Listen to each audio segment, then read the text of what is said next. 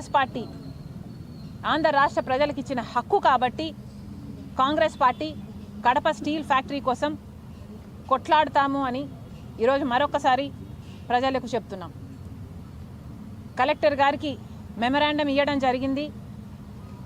ఆయనను కూడా యూనియన్ గవర్నమెంట్కి, చంద్రబాబు గారికి, ముఖ్యమంత్రికి మీద ప్రెషర్ పెట్టి ఎలాగైనా దీన్ని సాధ్యం చేసుకురావాలి అని ఆయనను కోరడం జరిగింది. ఆయన కూడా ఆయనకు చేతనైనంత చేస్తాను అని మాటిచ్చారు. కాంగ్రెస్ పార్టీ తరఫున మేము ఈ ప్రాజెక్టును వదిలిపెట్టేది లేదు. ఈ ప్రాజెక్టు కోసం ఉద్యమించాల్సి వస్తే మేము ఉద్యమించడానికి కూడా సిద్ధం. ధర్నాలు చేసైనా సరే, దీక్షలు చేసైనా సరే, ప్రాణాలకు తెగించైనా సరే కడప స్టీల్ ఫ్యాక్టరీ సాధించుకుంటాం. ఎందుకంటే ఇది రాజశేఖర్ రెడ్డి గారి కళ, ఇది ఆంధ్ర రాష్ట్ర ప్రజల హక్కు. మరొకసారి కేంద్ర ప్రభుత్వానికి, రాష్ట్ర ప్రభుత్వానికి అల్టిమేటం ఇస్తున్నాం. కడప స్టీల్ ఫ్యాక్టరీ పట్ల చేసిన నిర్లక్ష్యం చాలు.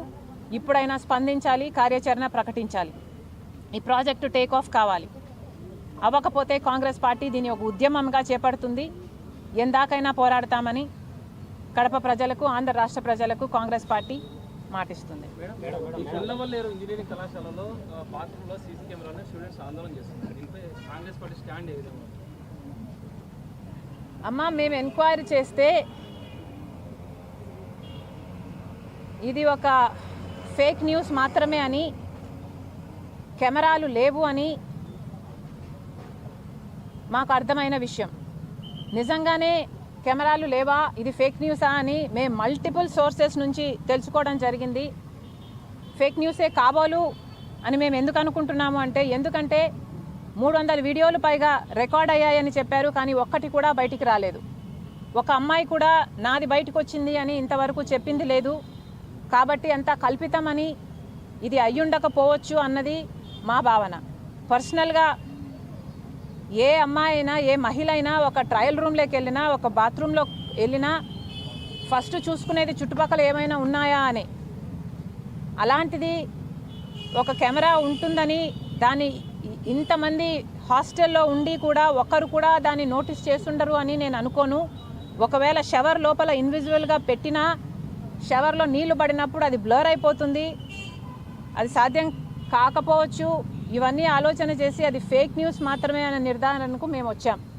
ఒకవేళ అది కాదు, నిజమే అని మీలో ఎవరైనా ఎస్టాబ్లిష్ చేయగలిగితే చెప్పండి. Congress party is willing to fight to any lengths for the rights of these girls to do justice to them.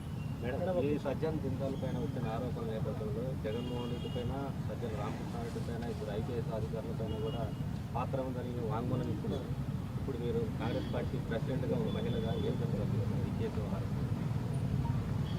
ఒక్క మహిళ, కాదాంబరి అన్న ఆవిడ ఒక మహిళ. నాకు తెలిసి, నేను కనుక్కుంటే నాకు తెలిసిన విషయం, ఆవిడ ఒక డాక్టర్.